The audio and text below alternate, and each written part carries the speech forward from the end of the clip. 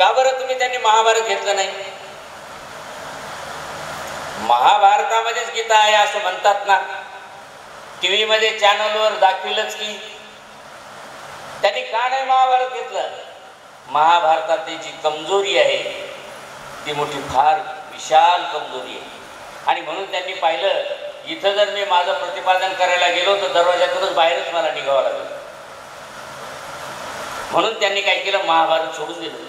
आणि आज मला मुलं विचारतात, बाबा तुम्ही एवढं गीता तत्वज्ञान सांगता, परमेश्वर अवताराचं तत्वज्ञान सांगता, महाभारतात तर असं सांगितलं आणि मग गीतेत असं कसं?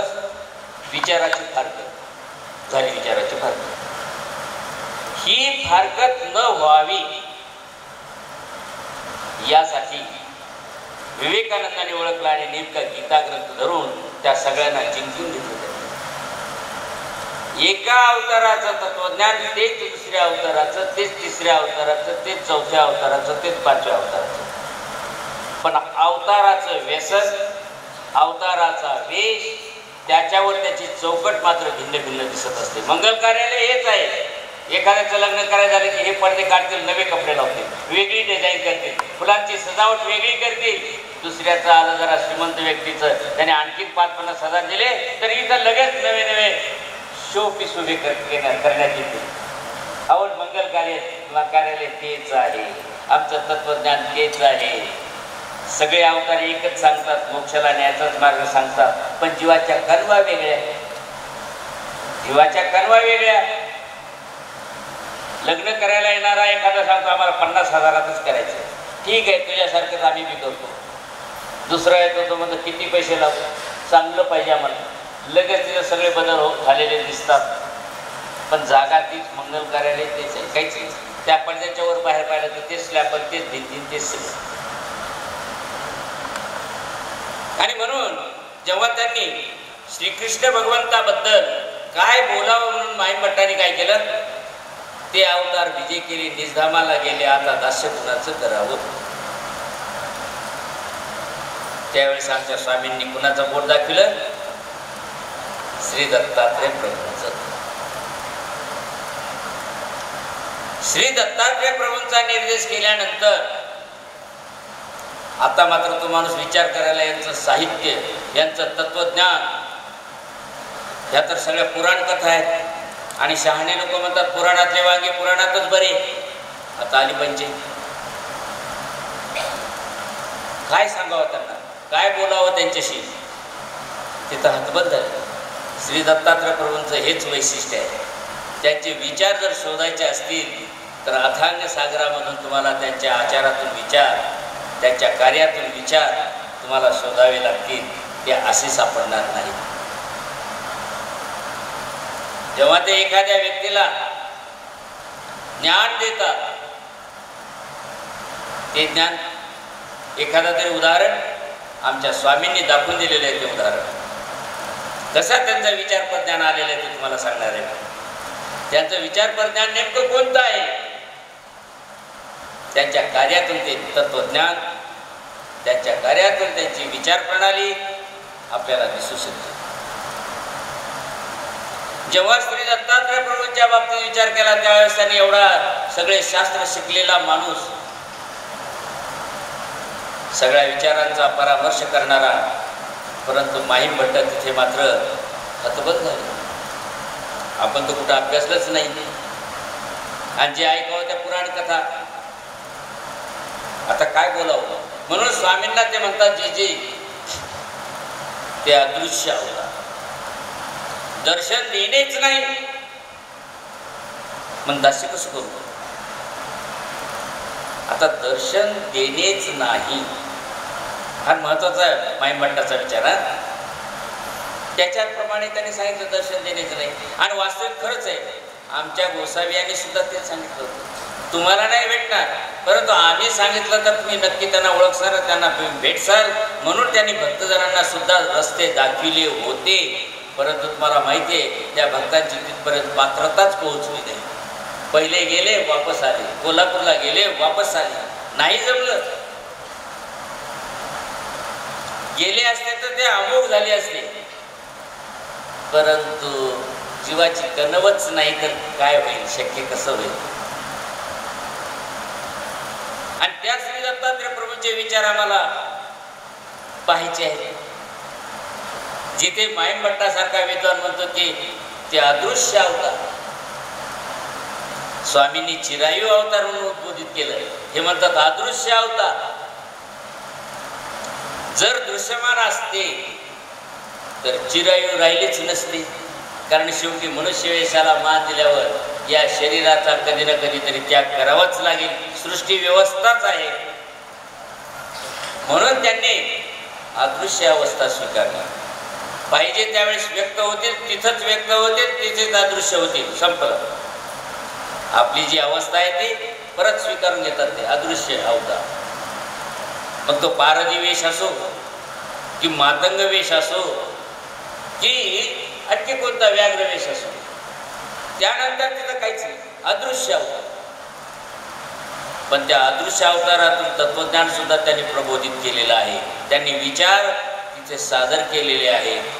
परंतु ते विचार आता आपल्याला तो प्रवाह कुठे गेला शोधावा लागेल. ज्याप्रमाणे आम्ही भूमीमध्ये पाणी शोधत असताना पानाड्याला बोलवतो, इथं पाणी आहे का, तिथं पाणी आहे का. कोणी नारळ फिरून पाहतो, कोणी कोण्या ठिकाणी जाऊन काहीतरी नवीन चमत्कृती करतो आणि इथं पाणी आहे म्हणतो. कर्मधर्म संयोगाने लागलं तर मी जिंकलो आणि नाही लागलं तर बापू तुझं दैव फुटकर, नाही लागलं तर तुझं दैव फुटकर. असे विचारले पटकन आम्हाला. विलास आमच्या स्वामींनी मात्र श्री दत्तात्रय प्रभूंच्या विचाराला नेमकं कॅच केलेलं आहे. परमेश्वर अवतारला माहिती असते की तो अवतार कसा करतो, हे अवतार कसा करतो. त्यांनी तिथे त्याला उत्तर दिलं नाही. माहीम भट्टाला तिथे उत्तर दिलं नाही. ठीक आहे. आणि पुढे सरकले.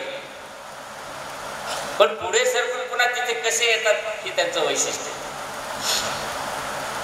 पुढे सरकले म्हणजे ठीक आहे, ते अदृश्य आहेत, दर्शन देणेच नाही. वास्तविक तिथं त्यांना म्हणता आलं असतं आम्ही सांगितल्यावर दर्शन होतंय आणि तुला सेवा करता येते. सहस्त्रार्जुनाने केलं नाही का? पण देवाने राखीव हात ठेवला. कारण त्यांच्या विचार सांगत असताना सगळे असती परी याला पचणार नाही, हा त्याला योग्य नाही. त्याला जीवाचा अधिकार, त्याला जीवाची कणव पाहिजे. आणि म्हणून माहीम भट्टाला पुन्हा दुसऱ्या वेळेस सुद्धा पराजित व्हावं लागलं होतं. तुम्हाला आठवतं? ज्यावेळेस आचार्यांना म्हणले तुम्हाला एक करणी आहे जी माती द्रव्य नाही. माहीम भट्ट उठले. माती द्रव्य असे सांगा ती तुझं नाही रे करणी आहे. हे देवाने ओळखलं होतं. म्हणून इथं त्याने डायरेक्ट श्री दत्तात्रय प्रभू बद्दल थोडंसं थांबले. ते पुढे घेऊ याला, कारण याला हा आताच पात्र नाही झाला. आणि म्हणून त्यांना श्री दत्तात्रय प्रभूचे विचार तोंडावर आले, वेळ आली, आता सांगायचं होतं त्याचं महत्व. पण त्यांनी आवरलं. हा त्या पात्रतेचा नाही, काय उपयोग केला. आणि म्हणून द्वारावतीकारांना त्यांनी पुढे केलं. मी तुम्हाला अगोदर सांगितलं सगळ्या अवतारांचे विचार एकच, जीवोद्धरण. परमेश्वराने सृष्टीच निर्माण केली जीवोद्धरण्यासाठी. त्यामुळं अवतार विचार एकच. फक्त प्रश्न आला व्यसनभूत, वेशानुरूप याच्यात थोडासा बदल होत असतो. आणि तो बदल आपण बाजूला ठेवून विचाराची दिशा आपल्याला पकडायची आहे. आणि त्यातले त्यात दादांनी मला विषय दिला, बाबांनी आपल्या, की श्री दत्तात्रय प्रभूंचे विचार. सगळं आता तुमच्या लक्षात यायले का विचार कसे आहेत? बारीक धारदार विचार आहेत. आधी आपल्याला काय करावं लागते? प्लेट लावायची असते ना, तर आधी तो पत्रा आणून त्याला आधी घासून बारीक करावं लागते. नंतर मग त्याला आणखी पातळ करावं लागते, आणखी पातळ करावं लागते, तर ते विचार कळतील, नाही का? त्याच्यासाठी 3 साणाचा उपयोग करतात. खर साण, तेल साण आणि तूप साण. बरोबर? त्या 3 साणातून तो गेला पाहिजे. एकदम डायरेक्ट श्री दत्तात्रय प्रभूंचे विचार कसे निघतील हो? तूप खायला निघाले आणि म्हणे तूप गाईपासून होतं, त्या गाईलाच बसले करत, स्तुती करत. ती देईल का तू? तसं नाही, त्या गाईला चारा द्यावा लागेल, चारा देऊन मग दूध काढावं लागेल, दूध काढल्यानंतर मग त्याच्यातून फाटलेलं दूध, नासलेलं दूध, त्याच्यातून तुम्हाला लोणी काढावं लागेल आणि लोण्यातून तूप काढावं लागेल. श्री दत्तात्रय प्रभूंचे विचार घ्यायला निघाले आणि म्हणे डायरेक्ट विचार द्या मला. कसे निघतील हो डायरेक्ट विचार? त्यासाठी तुम्हाला मथन करावं लागेल. मथन केल्याशिवाय ते विचार येणार नाही. नाही तर मग आहेत ना मग जगामध्ये पुष्कळ दत्त संप्रदाय, सगळी खिचडीच खिचडी. म्हणे आमका मंत्र म्हणलं की लग्न होत आहे, आमकंही म्हणलं की लगेच त्याचं लग्न जुळतंय. असे मंत्र सांगणारे दत्तप्रभूच्या अवताराचे प्रवाह सुद्धा विचारामध्ये आहेतच, नाही का? स्वामी समर्थ म्हणे आमका मंत्र म्हणला की लग्न झालं. आणि ते कोणाचे विचार? म्हणे दत्तप्रभूचे. दत्तप्रभू असे मंत्रतंत्र करणारे नसतात. परमेश्वर अवतार मंत्रतंत्राच्या याच्यात नाही. परमेश्वर अवतार ज्योत धरण्याचं व्यसन स्वीकारलेलं आहे. मग असा भरडा होऊन जात असतो. आणि म्हणून श्री दत्तात्रय प्रभूंचे विचार त्यांच्या पुढे मांडल्यानंतर त्यांनी जी त्यांचं ते अदृश्य अवतार आहे आणि त्यांचं दर्शनच नाही ही उणीव भावल्यानंतर त्यांनी काय केलं? चक्रपाणी अवताराकडे म्हणे ते आता उपलब्धच नाही. श्री प्रभुबाबाकडे दाखवलं जे पराचं दातृत्व करतात, म्हणजे डायरेक्ट पराचं कार्यच करतात. तत्वाचे विचार ते बाजूलाच राहिले, त्या विचाराच्या पलीकडचं अंतिम साध्य तेच करतात, म्हणजे अविद्याच्छेदच करतात. तेही त्याला नाही. परंतु मात्र प्रतीती आली त्यांच्यावर प्रतीती आली. पण गोष्ट अडचणीत पडली की व्यावहारिक दृष्टिकोन त्यांना विचार केला, तिथे वेडीपिशी मूर्त दिसतात. परंतु तिथे प्रतीती आली त्यांना, इथं आहे. आणि मग शेवटी स्वामींनी सदाकडे बोट दाखवलं. योग कर्म धर्म संयोगानं त्यांना या अवताराच्या अस्तित्वामध्ये जवळ येण्याचा योग पुला नाही. घरच्या अडचणी म्हणा, काहीतरी अडचणी म्हणा, ती श्री प्रभुबाबाकडे गेली होती. सांगायचं तात्पर्य म्हणजे आपल्याला या ठिकाणी श्री दत्तात्रय प्रभूचे विचार कुणीकडून वाहायले, कुणीकडून यायले आणि ते विचार कसे असावे, काय सांगतायत त्या विचारातून, हे पाहत असताना ही पार्श्वभूमिका तुमच्या लक्षात येत असत की कुणीकडून विचार प्रवाह पाझरायले. विहीर खोदतात लोक, काही पाझरे असतात, काही लहान झरे लागतात, कुठेतरी मोठा झरा लागतो, नाही का? तसे श्री दत्तात्रय प्रभूंचे विचार आपल्याला घ्यायचे आहेत. वेगवेगळ्या अवताराच्या त्यांच्या विचारातून श्री दत्तात्रय प्रभूंचे विचार म्हणजे नेमकी त्यांची अस्तिपरी कशी असावी की ज्या विचारातून त्यांना मोक्षाला नेता येईल. आणि म्हणून सर्वज्ञांनी माहीम भट्टाला फक्त तत्वज्ञान सांगत असताना ते अमोघ दर्शन किंवा त्यांचं दर्शन कसं होईल या बाबतीत सखोल विचार त्यांच्या पुढे मांडले नाही. पण त्यांनी भक्तगणांना मात्र तो विचार दाखवला. म्हणे या मार्गालाच ते अधिकारण आहे. या मार्गाला अधिकारण कोण्या दृष्टिकोनातून? वैचारिक दृष्टिकोनातून, ज्ञान मार्गातून. तो ज्ञान मार्ग कसा? तर अधिकारण असल्यामुळे श्री दत्तात्रय प्रभूंनी भेट कुणाला दिली? चक्रपाणी अवताराला. आता श्रीकृष्ण भगवान सुद्धा परमेश्वर, अव्यक्त परमेश्वर एकच असतो. अव्यक्त परमेश्वर एकच असतो म्हणून तत्वज्ञान एकच असतं. फक्त शक्ती स्वीकार करीत असताना एखादा अवतार कोणाला निमित्त करतो, एखादा स्वयं ज्ञानशक्ती स्वीकार. श्री दत्तात्रय प्रभू स्वयं ज्ञानशक्ती स्वीकार. पण श्री दत्तात्रय प्रभू पासून मात्र इतर अवताराला त्या ज्ञानशक्तीचा, त्या विचारशक्तीचा प्रवाह पोहोचलेला आहे. श्रीकृष्ण अवतार स्वयं ज्ञानशक्ती स्वीकार परंतु अदृश्य रूपानं श्री दत्तात्रय प्रभूंचा तिथे स्वीकार आहे.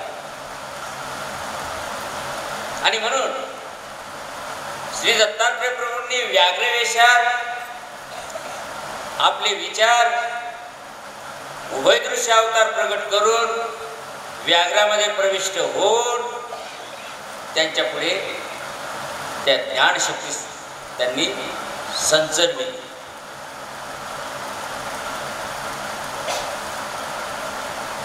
वास्तविक व्याघ्रवेश म्हणल्यानंतर तिथं, कारण मनुष्य वेशातच ज्ञानाचं आदान प्रदान होत असते, मग व्याघ्रवेशातून कसं होईल? म्हणून त्यांनी काय केलं, व्याघ्रवेश हे बहाणा, त्याच्या आतमध्ये उभयदृश्य अवतार स्वीकारला. उभयदृश्य अवतार मनुष्य वेशाचा, कारण हा अवतार अदृश्य आहे. माईन भट्टाने म्हणलं अदृश्य आहे. अदृश्य रूपानं वाघामध्ये उभयदृश्य अवतार स्वीकारला आणि तोंडाला मुखाला मुख लावून जे गोपनीय विचार होते ते विचार श्री चक्रपाणी भगवंतापर्यंत पोहोचले. मग कारण मनुष्य वेशातच हे कार्य वर्तत असते. इथं व्याघ्रवेश होता, परंतु त्या व्याघ्रवेशात जसं सनक सनकादिकाला हंस अवताराने उद्बोधित केलं, का हंस अवतार काय ज्ञान देऊ शकतो का? नव्हे, त्या हंसामध्ये उभयदृश्य अवतार मध्ये प्रविष्ट करून, म्हणजे हंस अवतार जर प्रत्यक्ष परमेश्वर अवतार असता तर त्यांनी ज्ञान दिलं नसतं, कारण ते वेश पक्षाचा आहे. परंतु त्या अवतारामध्ये उभयदृश्यत्व त्यांनी मनुष्य अवतार त्याच्यामध्ये प्रविष्ट झाला. जसं माणसाच्या शरीरामध्ये एखादा विद्यावंत प्रविष्ट करून राहतो किंवा एखादं भूत आपल्या शरीरात राहतं, म्हणजे जीवाचं दवडणं न करता, जीवाचं दवडणं न करता स्वतः त्यात प्रविष्ट होणं आणि ते कार्य करणं. आणि म्हणून हंस अवतार असो की व्याघ्रवेशातली भेट असो, त्यामध्ये श्री दत्तात्रय प्रभूंनी उभयदृश्य अवतार स्वीकारलेला आहे. आणि श्री दत्तात्रय प्रभू अदृश्य अवतार, त्यामुळे ते कुणाला दिसतच नाहीत. पण इथं तत्वज्ञान निरूपण करण्याची वेळ आलेली आहे. इथे त्यांचे विचार त्यांना प्रकट करायचे होते आणि मग ते विचार मनुष्य देहाशिवाय व्यक्त होणार नाही, यासाठी त्यांनी काय केलं, मनुष्य वेश घेतला, पण अदृश्य वेश घेतला. जे माईम भट्टाने म्हणलं अदृश्य अवतार. अदृश्य अवतार म्हणजे अव्यक्त अवतार का? पुन्हा तुम्हाला इथं मुक्ती सुट्टी होऊन कसं, अव्यक्त अवतार आणि अदृश्य अवतार काय फरक आहे? भगवान श्रीकृष्ण म्हणतात एवं प्रवर्तितम चक्रम नाही, एवं काय म्हणलं त्यांनी, एवं बहुविधा एवं सतत युक्त आहे. बरोबर आहे, एवं सतत युक्त आहे भक्तास्त्वं पर्युपासते. अव्यक्त अक्षर इत्युक्त नाही, ये चाप्यक्षरम अव्यक्तम. अव्यक्त इथं अव्यक्त अवताराला ये चाप्यक्षरम अव्यक्तम तेषां के योगवित्तमा. अर्जुनाने प्रश्न विचारला भक्ती योगामध्ये पहिला श्लोक 12व्या अध्यायातला पहिला श्लोक, देवा तुमची सेवा करावी का तुमच्या अव्यक्त स्वरूपाची सेवा करावी? कारण भगवान श्रीकृष्णाने काय म्हणलं होतं, वडाचा न्याय देत असताना 15व्या अध्यायामध्ये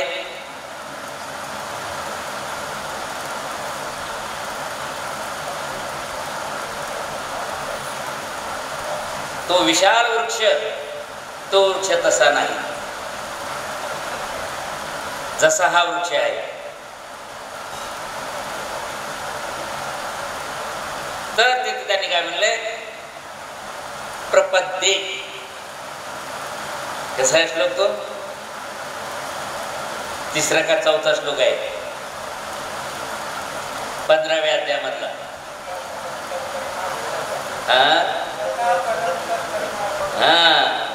ततः पदम तत्परिमार्गितव्यम यस्मिन् गता न निवर्तन्ति भूये तमेव साध्यम पुरुषम प्रपद्ये. आद्य पुरुष. आद्य पुरुष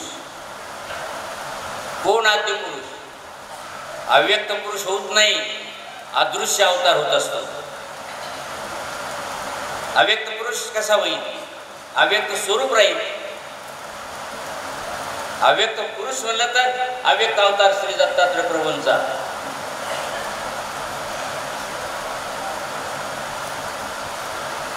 तर त्यांना मी प्रपद्य मानतो. तिथे त्यांनी श्री दत्तात्रय प्रभूंचं अदृश्य रूपातलं, कारण अव्यक्त म्हणल्यानंतर स्वरूप आहे, त्यांना मी मान्य करतो. मग तर अव्यक्त स्वरूपाचा अर्थ करा की अदृश्य स्वरूपाचा अर्थ करा.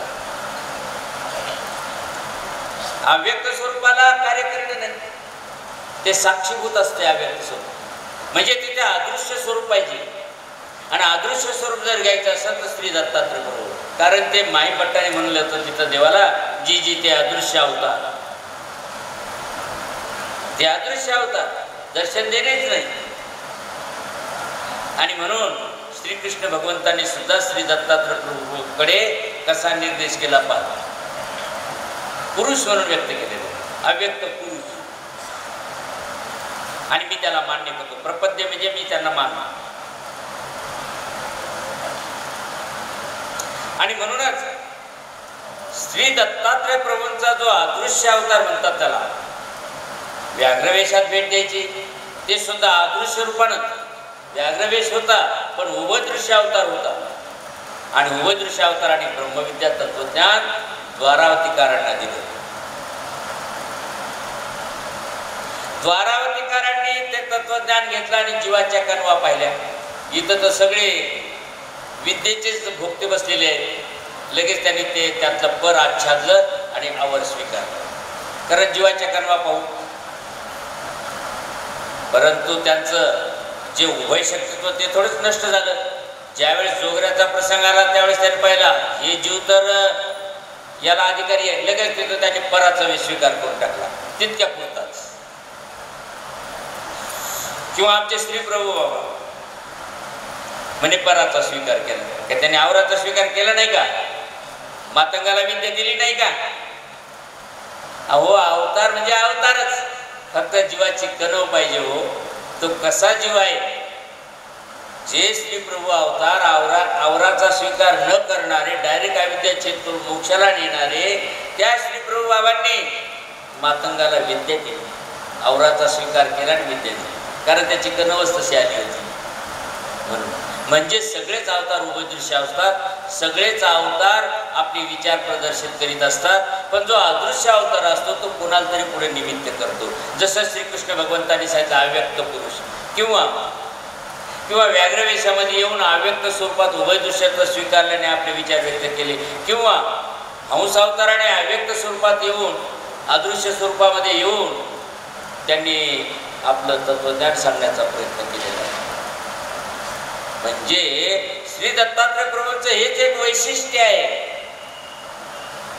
जेव्हा जेव्हा कधी अशी अडणी असेल त्यावेळेस ते हजरच आहे. आणि म्हणून आमच्या स्वामींनी सुद्धा ज्यावेळेस श्रीप्रभू अवताराकडे निरोविलं प्रत्यक्ष अवतार, आणि श्रीप्रभू बाबांना मात्र पुढे निरोविण्यासाठी दुसरा अवतार दिसला नाही. नव्हताच तर काय सांगतील. कदाचित असतील पशु पक्ष्यामध्ये, पण त्यांचे ते व्यसन बी पाहिजे होतं. मग श्री दत्तात्रय प्रभू चिरायू अवतार आहे. भलेही पारण करण्याचं व्यसन असेल त्यांना, सह्याद्री पर्वतावर अनेक जीवांचा त्यांना कोणत्या तरी आणि त्याचा आयुष्याचा अडथळा दूर करायचा असेल, आणि मग त्या अवतार चिरायू असल्यामुळे तो कार्य करू शकतो. आणि म्हणून श्री प्रभू बाबांनी आपल्या भक्त परिवाराला म्हणजे श्री चक्रधर स्वामींच्या परिवाराला श्री दत्तात्रय प्रभूकडे सोपविले. मग ते विचार कोणते? विचार त्यांना माहिती आहे, ऑलरेडी तयारच आहे त्यांच्याकडे. आमच्या श्री चक्रधर स्वामींनी सांगितलेली असती परी, श्री चक्रधर स्वामींनी सांगितलेली असती परी त्यांच्या विचारातून कुठं व्यक्त होते आणि कसे व्यक्त होते. आता प्रश्न आला ना, कारण ज्या अर्थी मी तुम्हाला म्हणतो की श्री दत्तात्रय प्रभूंना हीच अस्थिपरी मान्य होती. कोणती अस्थिपरी मान्य होती? श्री चक्रधर स्वामींची. काही काही भोळे बावडे लोक म्हणतात आम्हाला श्री चक्रधर स्वामीचा आचार्य अवघड वाटतं, आम्ही श्री दत्तात्रय प्रभूचे भक्त आहेत, लगेच लाल कपडे घातले की चालले बाबा म्हणे आम्हाला तेच लय आवडतं. मग आता यांना विचारच कळाले नाही श्री दत्तात्रय प्रभूचे निघाले कसे. स्वामी सांगतात मातापुरा कोल्हापुरानं वाचावे, ते त्या देवतेला दिलेलं ठिकाण आहे आणि तिथे निघाले. इतकंच काय सांगितलं तिथे गेल्यानंतर तुमचा बोध हरण होईल, पण आम्हाला गरज नाही, कारण हे आचार अवघड वाटायला नाही. कोणी बसायचं हे बंधन ते बंधन ते बंधन, आणि म्हणून पळवाट काढतो आम्ही लगेच दुसरीकडं. आम्ही श्री दत्तात्रय प्रभूच्या अस्थिपरीचे. अरे श्री दत्तात्रय प्रभूच्या अस्थिपरीच उपलब्ध नाही म्हणजे तुम्हाला श्री चक्रधर स्वामीच्या अस्थिपरीमधून पळवाट काढायची आहे, परंतु श्री दत्तात्रय प्रभूंच्या अस्थिपरीच ती आहे हे कुठे त्यांच्या लक्षात यायले. आणि ती अस्थिपरी कशी आहे, कुठे आहे, कुणाला सांगितली, कशी व्यक्त होते, हे जर कळालं असतं तर ते निश्चितच आम्ही श्री चक्रधर स्वामीचेच आहोत असंच म्हटले असते. पण ते नाही कळालं. पळवाट कळते फक्त आम्हाला श्री दत्तात्रय प्रभूचे बाबा आम्हाला हे स्वामीचा आचार होत नाही, आम्ही चालू दत्तात्रय प्रभू त्याला सोपं आहे, अमुक दर्शन आहे. अहो माहीम भट्टासारख्याने म्हणलं त्यांना दर्शन देणेच नाही, तुम्हाला कुठं होणार आहे तिथं? तुम्हाला श्री चक्रधर स्वामींच्या अस्थिपरीतून श्री दत्तात्रय प्रभू भेटतील, दुसरीकडून नाही भेटणार. पण ज्ञान, आणि म्हणून म्हणले नाही ज्ञानेन सदृशम पवित्र प्रिय विद्यते. ज्ञानासारख्या जगात पवित्र असं काहीच नाही.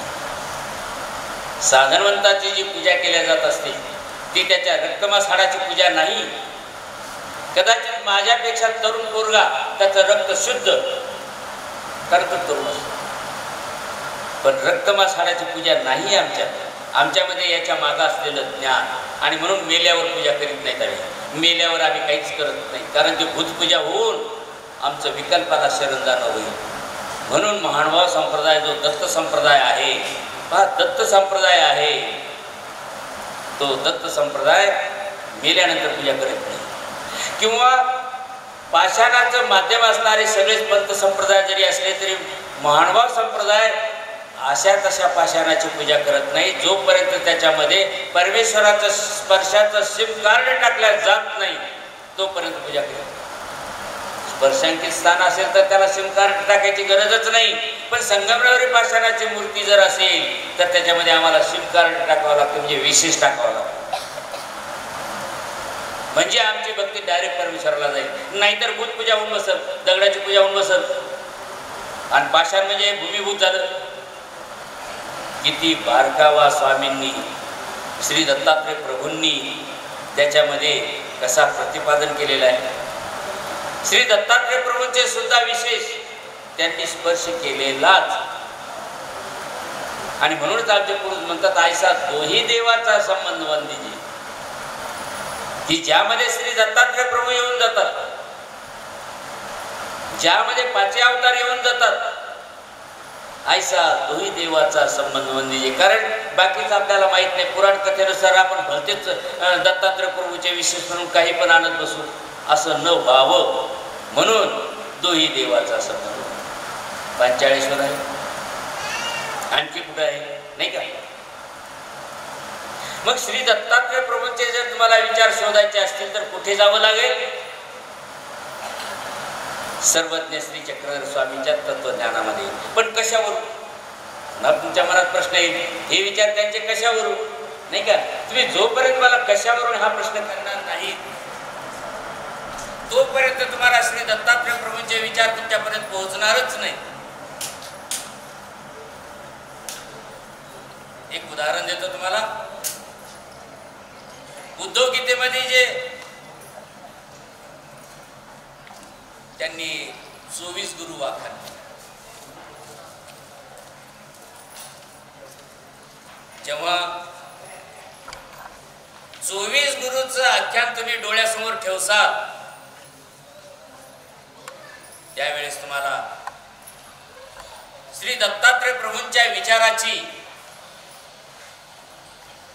आणि त्यांच्या साधनपर मार्गाची ओळख होईल. पण त्यातले विचार तुम्हाला घेण्यासाठी आद्यग्रंथ दत्त संप्रदायातला तो ग्रंथ तुम्हाला पाहावा लागेल, सह्याद्री वर्णन अथवा उद्धव गीता. श्री दत्तात्रय प्रभूंची अस्तिपरी त्यांचा विचार आपल्याला शोधायचा आहे. यदुराजाला भेट दिली. यदुराजा कोण? जे यादव कुळ जे निर्माण झालं, लक्षात घ्या. पुन्हा श्रीकृष्ण अवताराकडे चालले. ज्या यदुराजाला त्यांनी उद्बोधित केलं, ज्या यदुवंशात भगवान श्रीकृष्ण अवतरले, ज्या भगवान श्रीकृष्णाने अस्तिपरी निरूपली, ज्या भगवान श्रीकृष्णाने विचाराची दिशा प्रतिपादित केलेली आहे, त्याचा आद कारण श्री दत्तात्रय प्रभू. या मार्गाचे श्री दत्तात्रय प्रभू अधिकार.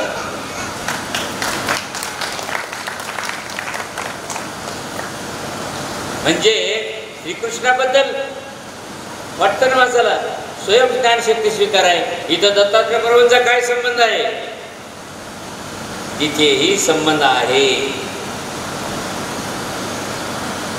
पण तो संबंध आता इथे तुम्हाला प्रगट होईल की यदुराजाला म्हणजे श्रीकृष्णाच्या वंशाला ज्यांनी आपले विचार सांगितलेले आहे, ते विचार, ती अस्तिपरी पाहूया.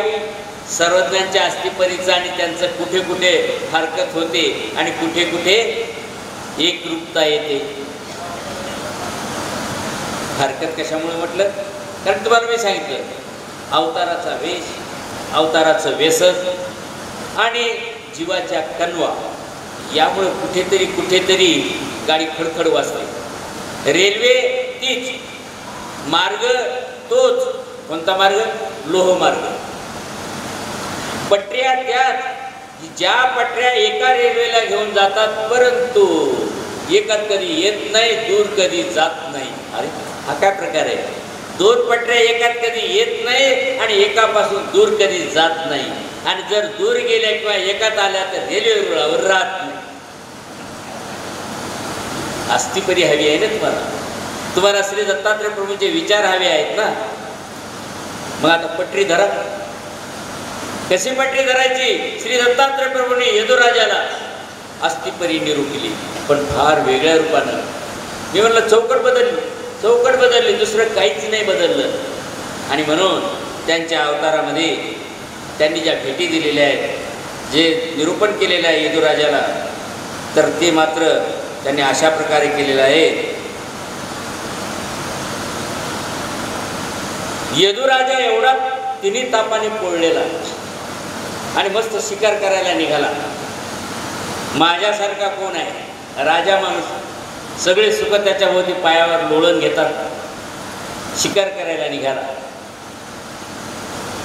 शिकार करायला यदुराजाला भेट कोण्या वेशात होती? अवधूत वेश. आला का नाही मनुष्य वेश? मी तुम्हाला अगोदर सांगतो, मनुष्य वेशाशिवाय विचार आपल्याला लक्षात येतच नाही. आणि हा मनुष्य वेश.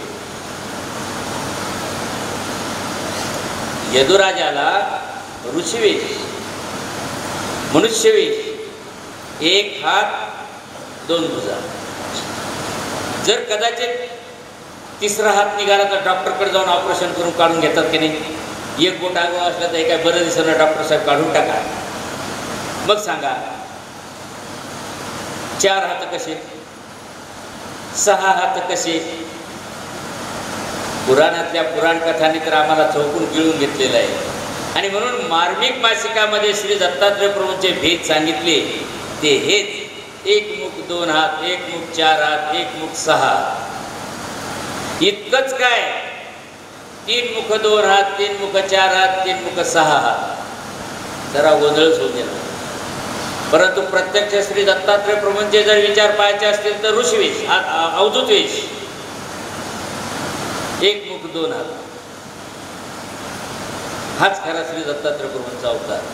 ज्यांना विष्णूमध्ये ओढायचं होतं त्यांनी चार भुजा केल्या, एक मुख चार भुजा. कारण तो आमचा विष्णू म्हणे सुदर्शन चक्रण, गदान, पद्मन. अरे हे काय त्या दत्तात्रय प्रभूंचे अलंकार होते का? हो, त्यांचा अलंकार होतं शस्त्र. आणि कारण तो पारधी वेश होता बा शिकार करण्याची व्यसन ते होतं त्यांचं शस्त्र. तर म्हणे सुदर्शन चक्र, शंख, शंखचक्र, गदाधरम, पाणी पात्रधरम हे त्यांचं नव्हतं. त्यांचे होते जे फक्त झोळी. आणि म्हणूनच मानवा दत्त संप्रदाय सांगतो काही कारण मुंडमुंडाया, काही कारण कंथा, काही कारण झोली पात्र, काही कारण दंडा. आता दंडा राहिला नाही. म्हणे स्वामी कारण मुंडमुंडाया, शीत निवारण कंथा, कुत्ता निवारण दंडा आणि भिक्षा मागण झोली पात्र. नाही का? हे आमचे सरळ 2 हात. हे श्री दत्तात्रय प्रभूंचं अवताराचं विशेष. आणि श्री दत्तात्रय प्रभूंचं निरूपण ते अवधूत वेशातून. श्री दत्तात्रय प्रभूंचे विचार त्या अवधूत वेशातून, बाकीच्या अदृश्य रूपातून. द्वारावतीकारांना अदृश्य रूपातून मनुष्य वेशामध्ये त्यांनी तत्वज्ञान निरूपण केलं. परंतु दृश्य रूप जे घेतलं ते अवधूत वेश. वास्तविक पाहायला गेलं तर दुसरी वेश आहे. दुसरी वेश आहे. जसं दिगंबर वेश शंकराचार्यांना कीर्ती मिळून दिली. त्याच्या षडदर्शनाला मान्यता मिळवून दिली. जाय तुझे षडदर्शन लोकांमध्ये प्रसिद्ध होतील, तुला मान्यता मिळेल, कारण तेच पाहिजे ना. आणि आमचे स्वामी म्हणतात ईशनत्रय ते जावे, लोकेशना, वित्तेशना आणि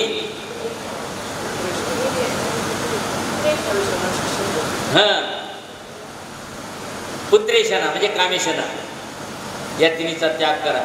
जे शंकराचार्याने मागितलं होतं माझे 6 ग्रंथ एवढे लिहिलेले, ठीक आहे, तुझ्या ग्रंथाला मान्यता मिळेल. या सगळ्या जगामध्ये षडदर्शन दत्तात्रय प्रभूंचा वर होता तो.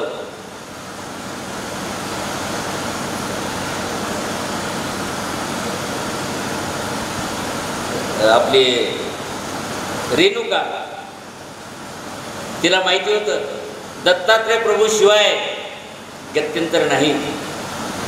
मुलाला सांगितलं बाबा रे मला कोऱ्या भूमिकेत ठेव. मी कसं ओळखू? जा म्हणे तुला श्री दत्तात्रय प्रभू भेटतील.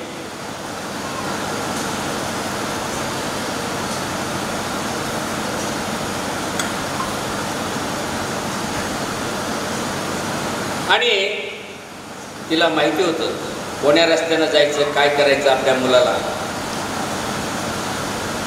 तिथे मात्र देवानी वेशांतर केलं. मनुष्य वेशच घेतला, पण कोणता वेश घेतला?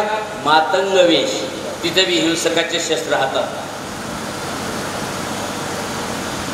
आणि त्यांनी पाहिलं आपल्या कावडीला कोंब फुटले. आईने सांगितल्याप्रमाणे हेच ते श्री दत्तात्रय प्रभू म्हणून तो जवळ जायला गेला. छी छी छी छी, शंभोली शंभोली म्हणजे बोली. कोणती बोली? शम. अरे शांत हो या शब्दांनी त्याला आधी पहिले शांत केलं आणि नंतर पुढे गेले. पण पुढे गेल्यानंतर जेव्हा स्थापना करायची होती त्यावेळेस त्याने ब्राह्मण वेश स्वीकारला. प्रश्न असा पडतो, परशुरामाची गोष्ट आहे ना.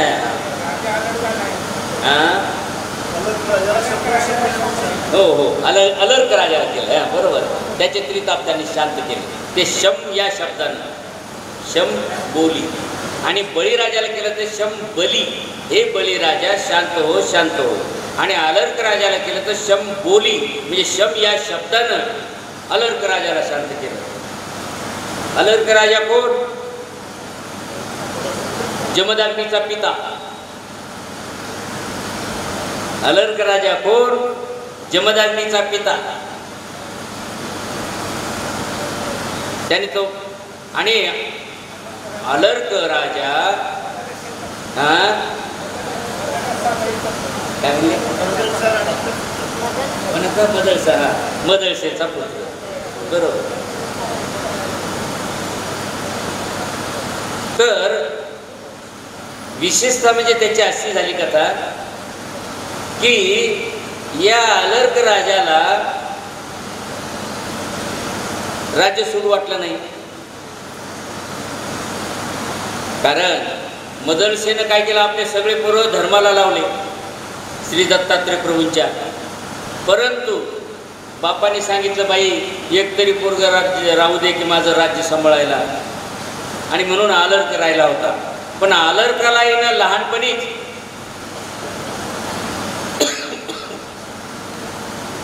तत्वज्ञानाचे धडे दिलेले होते आणि एक चिठ्ठी लिहून दिली की ज्या वेळेस तुला कधी गरज पडेल त्यावेळेस तू ही चिठ्ठी वाचून पाह. आणि तरी तो निघाला. शेवटी आपल्या भावाला सांगून त्याच्यावर आक्रमण करवलं आणि त्याला पराजित केलं. राज्य गेलं. राज्य गेल्यानंतर तो युद्धामध्ये मारल्या गेला. युद्धामध्ये त्याला खूप छळ झाला. म्हणून आधिभौतिक आणि दुःख झालं ते आध्यात्मिक आणि कुठलं सहाय्य वैध झालं ते आदिदैवी, नाही का. असं 3 प्रकारचे दुःखामध्ये तो पूर्ण पिडला गेला. आणि मग निघाला शोधायला. पण त्याला आठवण झाली, आईने मला चिठ्ठी दिली होती, ज्यावेळेस आपत्ती पडेल ती चिठ्ठी उघडून पाय. त्याने चिठ्ठी उघडून पाहिली. चिठ्ठीत काय होतं,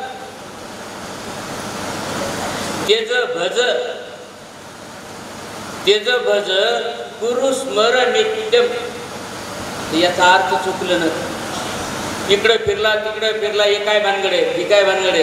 तेज भज कुरु स्मर नित्यम. शेवटी तो सह्याद्री पर्वतामध्ये गुंफा पाहत असताना एक ऋषी भेटला आणि त्याला त्याने चिठ्ठी दाखवली. बाबा मला याचा अर्थ सांग, मी तिन्ही तापाने फार पोळलेला आहे. अरे म्हणे, हे तर माझ्या आईचे शब्द आहेत म्हणे, हे माझ्या आईचं वाक्य आहे. म्हणजे तू कोण? तू माझा भाऊ.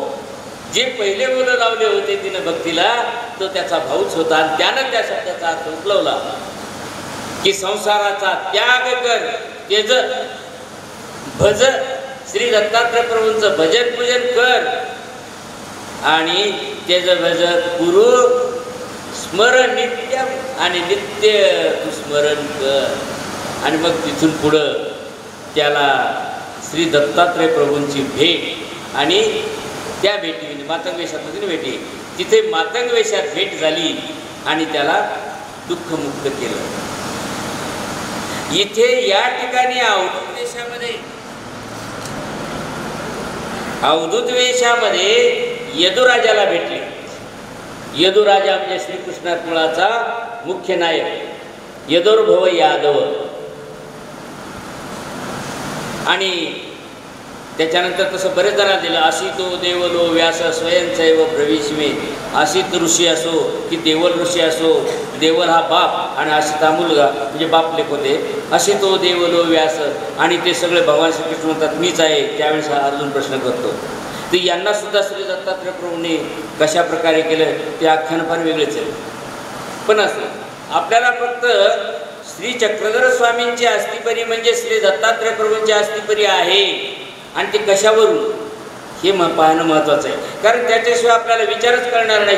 श्री दत्तात्रय प्रभूंचे मुख्य विचार काय, मी तुम्हाला अगोदर सांगितलं. डायरेक्ट विचार तुम्हाला नाही निघणार. तुम्हाला मथन करून ते विचार घ्यावा लागतील. गाईला सुद्धा पानं आल्याशिवाय दूध देत नाही आणि तुम्हाला सुद्धा व्याकुळ केल्याशिवाय ते अवतार लक्षात बसणार नाही. म्हणून हे मला तुम्हाला दुरून सांगायला लागले का, कारण त्यांचे विचार ऐकायचे ना. डायरेक्ट विचार सांगितले तर मग हेच का तेच का लय संदेह होते. म्हणून तुम्हाला फार श्रीकृष्ण अवतारापासून 5 अवतारापर्यंत घेतला. आणि या मार्गाला श्री दत्तात्रय प्रभू अधिकारण. या मार्गाचे विचार म्हणजे श्री दत्तात्रय प्रभूचे विचार. हा मार्ग म्हणजे दत्त संप्रदाय मार्ग, हे आधी सांगावं लागलं. मग आता फक्त पाहायचं राहिलं काय की श्री दत्तात्रय प्रभूंच्या निरूपणातून विचार कसे व्यक्त झाले. तर पहिल्या सुरू हा यदुराजा जेव्हा त्यांच्याकडे शिकारला गेल्यावर भेटला, त्यांची श्रीमूर्त पाहिल्याबरोबरच वेधला. जसं आमच्या स्वामींना पाहिलं की वेधून जात होते. आता श्री दत्तात्रय प्रभू पहा बहुतेकाला भेट देत नाही. याची कणव जबरदस्त होती आणि म्हणून त्याला भेट दिली. भेट दिल्याबरोबर पहिल्या सुरू वेध ती मूर्तच पाहत बसला की माझ्यासारखा माणूस सर्व सुखोपभोगाचा पूर्णपणे परिपूर्ण असलेला सगळं माझ्यासमोर असताना जे तेज माझ्यामध्ये नाही ते तेज या संन्यासाजवळ कुठून आलं, या अवधूताकडे कुठून आलं? तो गोंधळून गेला. अरे काय आम्ही राजे लोक मला तर स्वतःला मोठं समजून बसलो, इथं तर झाडाखाली जंगलामध्ये पशु काटे बोराटे नीट राहायला काही नाही, आणि इथे हे तेज आणि ती श्रीमूर्त. तो अवाक झाला आणि दर्शन घेऊन विचारतो, हे तुमच्याजवळ असं काय मिळालं, तुम्हाला कोणती सिद्धी मिळाली की ज्यामुळे तुम्ही हे तेज प्राप्त केलं? काय कळायले त्याला ज्ञानाचं तेज काय चीज असतं? ज्ञानाचं तेज हे अस्फारत असते. आणि म्हणूनच चित्रकार लोक कोणत्याही देवाच्या अवताराच्या मुंडक्याभोवती सूर्यासारख्या अशी किरण काढत असतात. काय त्याच्यातून काही निघायले का? मग चित्रात का काढतात? कोणत्याही देवाचा अवतार त्याभोवती अशी बाणं काढतात. का काढतात? ज्ञानाचं तेज अस्फारत असते. जसं सूर्यापासून जसं लाईटापासून किरण अस्फारतात तसे त्या परमेश्वर अवतार आहे त्याच्या मस्तकातून ते ज्ञान बाहेर प्रकाशित होत आहे हे दाखविण्यासाठी त्यांनी काल्पनिक चित्राच्या रेषा ओढलेल्या असतात. आणि असे हे श्री दत्तात्रय प्रभू तरीही त्याला भेट दिली, पण मी ईश्वर अवतार आहे असं अजिबात सांगितलं नाही. पण डायरेक्ट त्याला मी असा का हे सांगत असताना त्यांनी आपले विचार त्याच्या पुढे मांडले. ते वेगवेगळ्या रूपातून, ते 24 गुरीच्या आख्यानातून ते तत्वज्ञानाचे विचार त्याच्या पुढे मांडलेले आहेत की बाबाने मी काय केलं. आता हे सगळं बाकीचं फक्त निमित्त, पण वास्तविक परमेश्वरांना त्याला विचार सांगायचे होते. मग मी याच्यापासून हे घेतलं, म्हणजे हे विचार मला मान्य आहे. श्री दत्तात्रय भगवान